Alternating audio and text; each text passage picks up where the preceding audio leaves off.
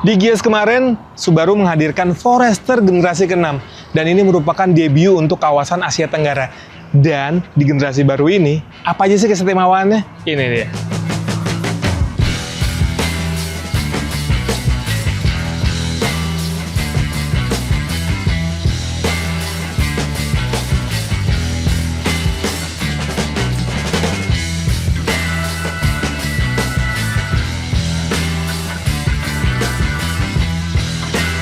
Oke, jadi di generasi ke-6 ini teman-teman, Subaru Forester memiliki desain yang sekarang tampil lebih elegan tanpa mengorbankan ketangguhannya ya.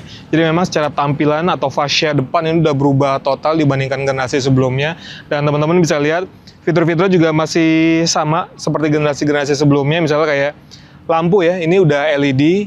Tapi sekarang sudah adaptif lamp, jadi kebayang ketika kita sambil belok-belok, lampunya itu akan tetap mengikuti.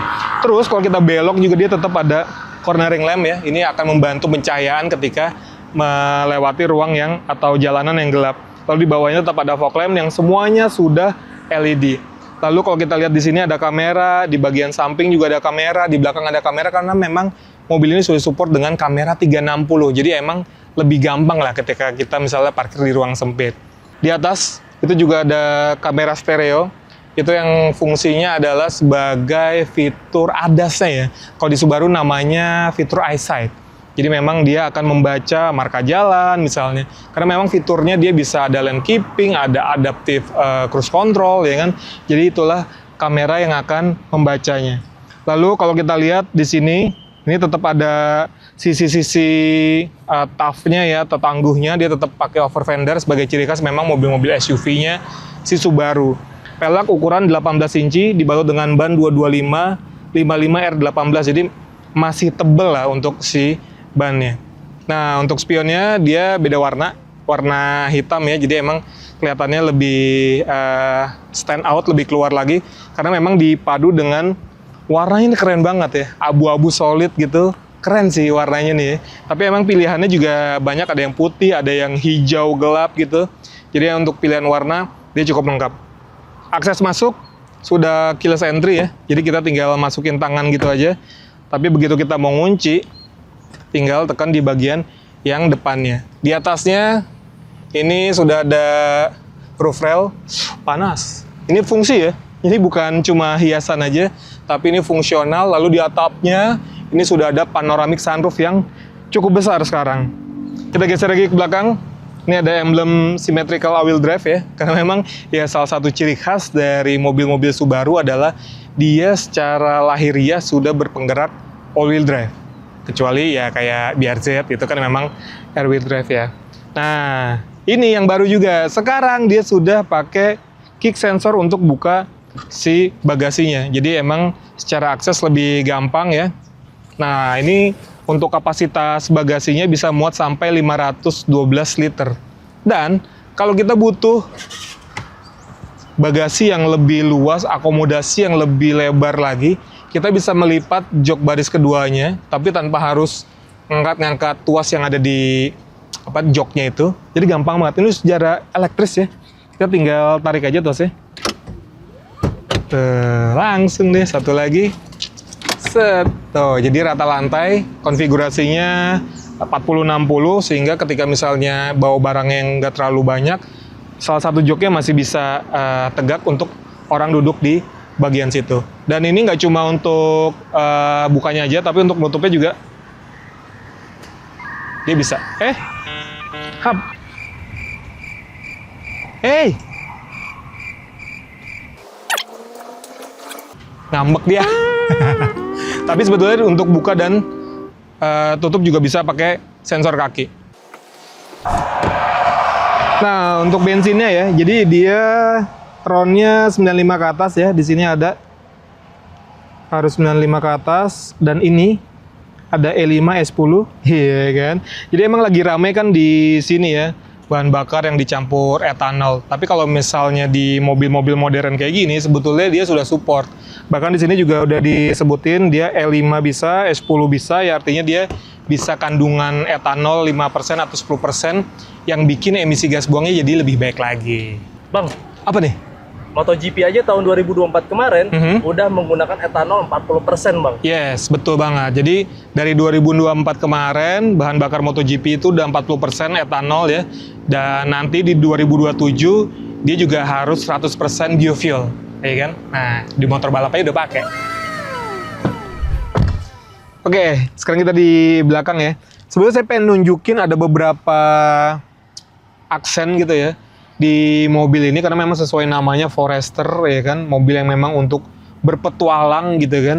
Di sini ada beberapa aksen. Kalau di sini di sisi pintu belakang ya dia ada seperti siluet gunung, lalu ada kaki dari binatang, bahkan di kaca juga nih. Kalau kita lihat di sini di bagian atas juga ada seperti siluet burung gitu ya. Jadi memang ini ada beberapa aksen yang bikin mobil ini jadi lebih pas untuk mobil berpetualang gitu kan. Oke, di belakang teman-teman bisa lihat sendiri secara akomodasi gede banget ya. Legroomnya ini memadai banget, jadi emang penumpang di jok baris kedua ini tentu akan memberikan apa ya, rasa yang lebih nyaman gitu. Terus kalau kita lihat headroomnya memang agak terbatas nih untuk di headroomnya 5 jari karena memang ada sih ini ya, panoramic sunroofnya kan dia sliding ke belakang, jadi memang harus ada ruang sedikit untuk si tirainya ini. Tapi joknya emang empuk ya, joknya enak banget, dia kombinasi antara kulit sama suede di bagian sininya gitu kan. Terus juga ada cup holder sekaligus jadi armrest di sini. Seat pocket pun juga lengkap ya, bahkan dia ada beberapa kompartemen. Ini ada yang dalam di sini, lalu ada yang lebih kecil bahkan dibagi dua, bisa untuk naruh seperti smartphone kayak gini. Di sini ada kisi-kisi AC lengkap dengan port USB ya, ada Type C 3 ampere atau sekitar 15 watt, lalu ada yang Type A 2,4 ampere atau sekitar 12 watt lah, jadi pengecasannya bisa lebih kencang gitu. Ini juga seat belt udah 3 titik untuk 3 orang penumpang, jadi orang yang duduk di tengah ya, dia masih bisa pakai seat belt gitu. Nah ini juga memang sedikit ada gawang di bagian tengah ya, kalau teman-teman perhatikan, karena memang dia kan all wheel drive kan, jadi dia tetap harus ada kopel ke gardan belakang. Jadi makanya kenapa dia agak naik sedikit di bagian sini. Gitu teman-teman. Sekarang kita ke depan ya. Yes, Forester sekarang dia menggunakan head unit 11,6 inci, jadi lebar. Tapi bentuknya bukan horizontal seperti mobil-mobil biasanya, tapi dia lebih ke vertikal ya. Jadi emang mobil-mobil di Subaru beberapa tuh kayak Crosstrek, WRX juga kan semua pakai yang model vertikal seperti ini. Dan ini udah seperti mobil Cina nih, yang sekarang minim tombol fisik, semua beralih ke bagian head unit ini. Jadi memang head unitnya ini bukan sekedar head unit, tapi juga pengaturan mobil ini banyak dilakukan di bagian sini. Misalnya kayak untuk AC aja deh, untuk blowernya ya, dia tetap harus pakai yang ada di layar, meskipun untuk temperatur ya dia tetap ada tombol fisik seperti ini. Dan yang lucunya kalau kita lihat di bagian bawah ini kan ada parking brake. Biasanya di belakangnya itu auto hold ya, tapi ini view untuk kamera 360. Terus auto hold-nya kemana pindahnya? Nah, dia pindahnya ke bagian sini ya. Tuh, tinggal pencet tombol-tombol, bukan tombol sih ya, tapi pencet di bagian layar seperti ini. Lalu juga kalau kita ngelihat di setirnya, tombolnya juga makin banyak ya. Ada tombol volume, teleponi ya kan. Lalu di sisi kanannya nih untuk fitur adaptive cruise control dan juga mode berkendara. Dia ada yang S, ada yang I, ya kan? Terus ini juga ada auto start stop ya. Ini yang bikin mobil jadi lebih efisien lagi. Dan terbukti di sini kalau kita lihat, nah, kalau kita lihat nih, ini jalan sejauh 100 kiloan ya, 107 kilo dengan waktu mesinnya mati itu sekitar 7 menit 11 detik. Dia sudah ngirit 180 mili bahan bakar. Jadi bisa terhitung semuanya ya. Dan di sini juga kalau kita balik ke sini, semua informasi di sini lengkap banget. Ada outside temperatur ya kan. Lalu bahkan injakan pedal gas saja berapa persen ya. Tuh, kita bisa lihat di bagian sini. Terus water temperaturnya lagi normal, oli temperaturnya di 95 derajat ya. Nah ini juga kalau misalnya lagi connect ke Apple CarPlay, semua fitur bisa lihat di bagian sini. Jadi memang secara fitur si mobilnya juga cukup lengkap, bahkan di bagian sini juga ada untuk wireless charger ya. Sini ada, terus juga ini sama seperti belakang tadi ada port Type C, Type A, sama ini ada auxiliary input. Gitu teman-teman. ya. Di sini power outlet juga, kompartemen juga di sini juga banyak. Dan yang saya suka adalah joknya. Ini katanya jok anti pegal. Memang sih, ini sudah di riset secara medis ya sama orang Jepang, sehingga posisi duduknya ini akan disupport banget, terutama untuk bagian belakang ini, ya, yang bikin kalau perjalanan jauh itu anti pegal. Nah, langsung aja kita cobain mobilnya kali ya. Yuk.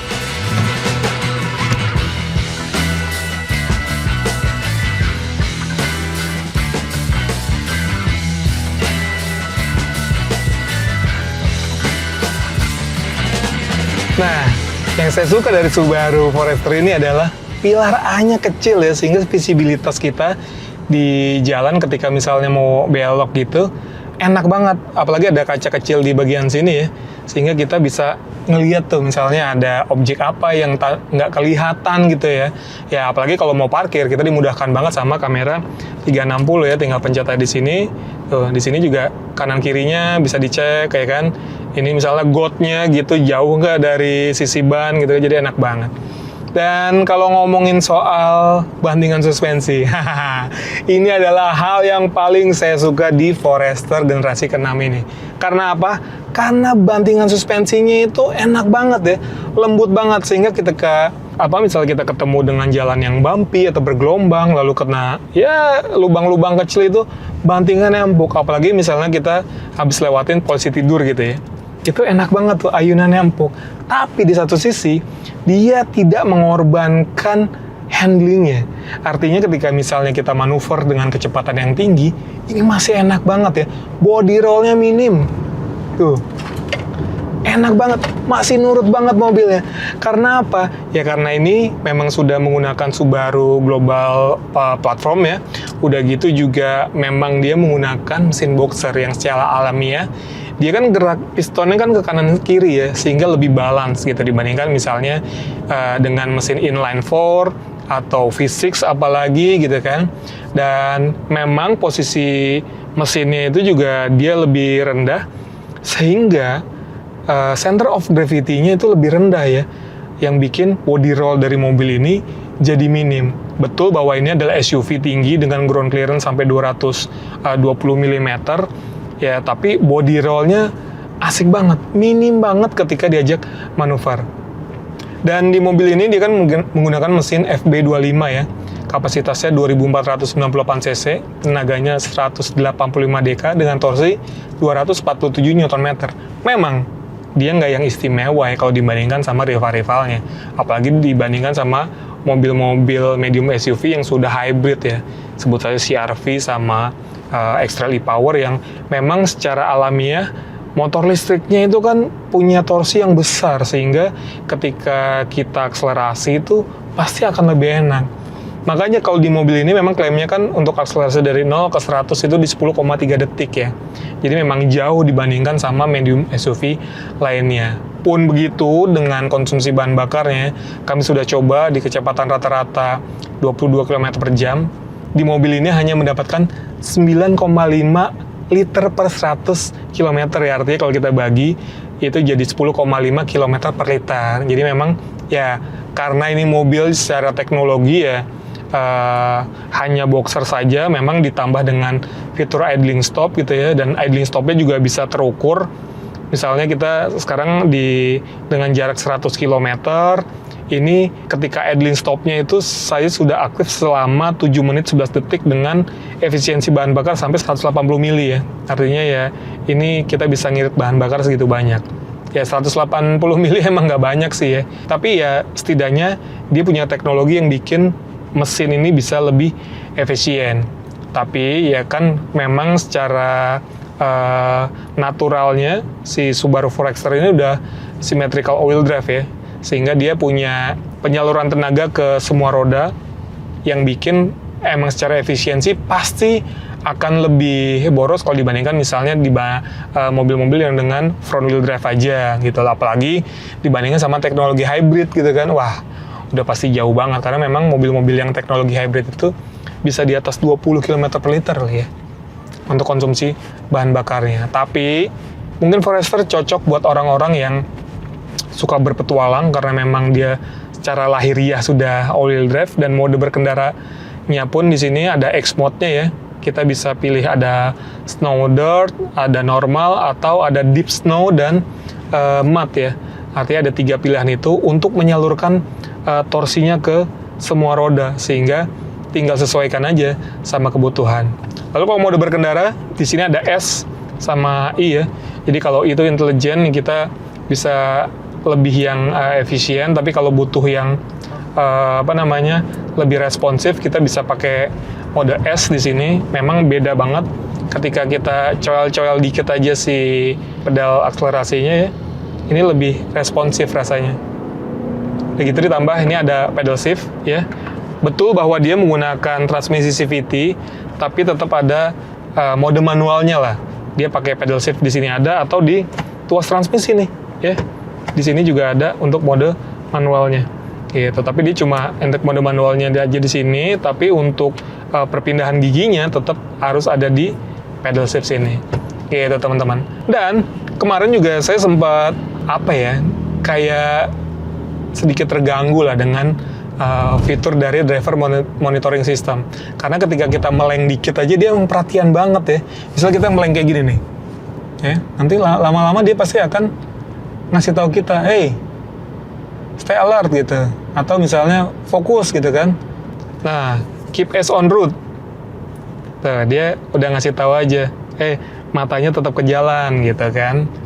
Nah, dan canggihnya kalau di mobil-mobil China gitu ya, ada juga beberapa yang sudah pakai driver monitoring system. Tapi ketika kita pakai kacamata ya, itu dia nggak bakal bisa ngebaca tuh. Tapi beda sama ini. Kemarin saya jalan pakai kacamata pun, dia tetap bisa ngebaca mata kita kalau mata kita lagi nggak fokus. Coba ya, kita pakai kacamata ya. Misalnya kita sambil main handphone di sini misalnya nih. Ya, ini jalanannya sepi teman-teman ya. Jadi lebih safety. Ini jangan ditiru ya. Kalau sambil di jalan jangan sambil kita main handphone ya. Nah, misalnya matanya kayak gini ya kan. Kita nggak fokus ke jalan. Nah, kan tetap kan bip bip bip bunyi, denger nggak? Jadi memang si sensornya ini dia bisa menembus ke kacamata. Jadi ini lebih oke lagi dibandingkan mobil-mobil Cina. Dan bisa dibilang dia secara teknologi memang lebih canggih lagi sekarang, karena misalnya si pengemudi dalam keadaan kurang sehat dan misalnya nggak fokus ke jalan gitu ya, ini mobil dia bisa berhenti secara sempurna dengan yang aman ya. Artinya ketika misalnya pengemudinya pingsan, dia bisa tetap mempertahankan mobilnya berhenti ke lajur yang aman teman-teman. Jadi emang secara fitur ini udah canggih banget. Udah gitu juga dia secara ADAS-nya ya, kalau di Subaru sebutannya EyeSight, ini udah bisa adaptive cruise control ya kan, kita bisa ngeset di sini misalnya. Nah, ini kita udah set misal di 45 atau di 60 km per jam lah ya. Lalu lane keeping assist-nya kita aktifin, dia bisa langsung ngebaca si marka jalannya. Gitu, jadi asik banget ya. Dan nggak cuma ke depan, tapi juga ke belakang. Jadi sensornya ini dia bisa ngebaca seperti rear cross traffic. Biasanya kan alert doang ya, tapi ini sampai braking. Jadi dia ada reverse braking, reverse auto braking. Ketika misalnya ada objek yang melintas, dan kita lagi mundur dan nggak terlalu perhatian, dia bakal langsung ngeberhentiin si mobilnya secara otomatis, sehingga kita juga yang di dalam bisa lebih safety. Terus ada blind spot juga. Kalau blind spot itu kan biasanya mobil-mobil lain itu ada di kaca kan, ada di kaca spionnya. Tapi ini ada di dalam, ini di bagian dalam dari si rumah spionnya. Jadi secara visual memang lebih direct ketika dibandingkan sama yang ada di bagian spion. Oke, sekarang kita lagi di medan light off-road ya. Nggak yang kasar-kasar banget lah ya, nggak terlalu heavy banget. Dan di sini enaknya kita ada driving statistik, sehingga kita bisa ngelihat dari si mobilnya ini, misalnya dia lagi menungkik berapa derajat atau miringnya berapa derajat gitu ya. Dan kita bisa tahu nih si tenaga atau torsinya itu dia disalurkan ke rodanya bisa kelihatan. Jadi kalau misalnya nanti ada salah satu yang slip gitu ya, itu bisa kelihatan juga. Nah, kan misalnya kita gini naik-naik dikit ya kan, tuh bisa kelihatan tuh nih lagi minus. Ini lagi nggak jalan ya. Kalau kita jalan dikit, nih misalnya kita naikin sedikit di sana. Set. Nah, teman-teman bisa lihat di sini ya. Ini lagi miring 6 derajat ke kiri dan naik ke depannya 2 derajat. Nah, ini juga salah satu roda belakang kanan ini udah ngangkat nih.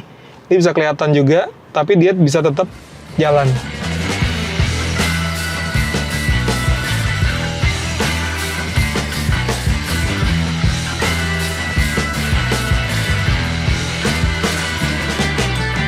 Oke, jadi konklusinya teman-teman, Subaru Forester memang bermain di kelas yang cukup padat ya. Artinya banyak rivalnya di situ yang punya teknologi juga sudah mumpuni. Kalau di Forester memang yang saya suka adalah soal bantingan suspensinya itu enak banget, lembut banget, tapi tanpa mengorbankan handlingnya ya. Jadi ketika misalnya kita handling, kita manuver di kecepatan yang cukup tinggi, mobil ini enak banget, nurut banget ya. Biasanya kan kalau mobil-mobil yang karakter suspensinya empuk, ketika kita ajak manuver dengan kecepatan tinggi itu kan body roll-nya agak besar ya. Tapi tidak untuk Forester. Karena apa? Itu tadi misalnya juga mesin boxernya yang posisinya rendah, sehingga body roll-nya juga terasa minim banget. Cuma emang kalau dari sisi mesin, ya dia bisa dibilang masih kalah dibandingkan rival-rivalnya yang sudah misalnya kayak CR-V yang sudah hybrid, lalu ada X-Trail juga yang sudah hybrid, atau misalnya kayak Mazda CX-5 yang bahkan dia di kondisi tertentu dia bisa mematikan 2 silinder nih untuk menghemat bahan bakar. Dan terbukti ya dari si Subaru Forester ini secara konsumsi bahan bakar memang bukan yang terlalu istimewa ya. Kalau di kecepatan 22 km per jam dia hanya 10,5 km per liter. Tapi buat yang suka berpetualang ya, mobil ini memang cocok banget karena dia sudah all-wheel drive. Ya memang CX-5 juga ada yang all-wheel drive gitu ya. Tapi kalau si Subaru ini memang dia ada mode-modenya, bahkan X mode-nya itu dia bisa disesuaikan dengan kebutuhan ya. Mau yang snow atau dirt, ada yang normal, atau yang ada mud gitu ya. Yang secara penyampaian tenaga atau torsi ke rodanya itu bisa lebih pintar lagi. Nah sekarang ngomongin harga nih. Saya nyontek dulu biar nggak salah harga ya. Oke, jadi Subaru ini dijual dengan harga 735,5 juta. Sedikit lebih mahal dibandingkan CX-5 yang Kuro all-wheel drive itu harganya di 689,9 juta. Cuman kalau dibandingkan sama CR-V, apalagi X-Trail ya kan, ini harganya masih jauh di bawah itu. Karena kalau kita ngelihat dari X-Trail dulu ya, X-Trail itu harganya 795 juta. Iya kan? Kalau kita ngelihat CR-V yang hybrid itu harganya bahkan sudah 825,8 juta. Artinya memang selisihnya lumayan jauh nih sama mobil-mobil yang teknologi hybrid gitu. Tapi ya terlepas dari itu, secara akomodasi juga kalau di Forester, CX-5 sama di CR-V itu kan 5-seater. Sementara kalau di Nissan X-Trail ya, dia masih bisa 7-seater meskipun dia sudah berteknologi hybrid. Jadi tinggal balik lagi nih ke teman-teman, butuhnya apa yang memang irit banget, pasti bisa pilih lebih yang ke hybrid ya, antara CR-V atau si X-Trail, atau teman-teman yang emang gemar berpetualang nih kalau akhir pekan, butuh kendaraan 4x4 yang memang mumpuni ketika diajak off-road ringan, bisa pilih Forester. Oke teman-teman, segitu dulu videonya, terima kasih sudah menonton dan sampai jumpa di video-video selanjutnya.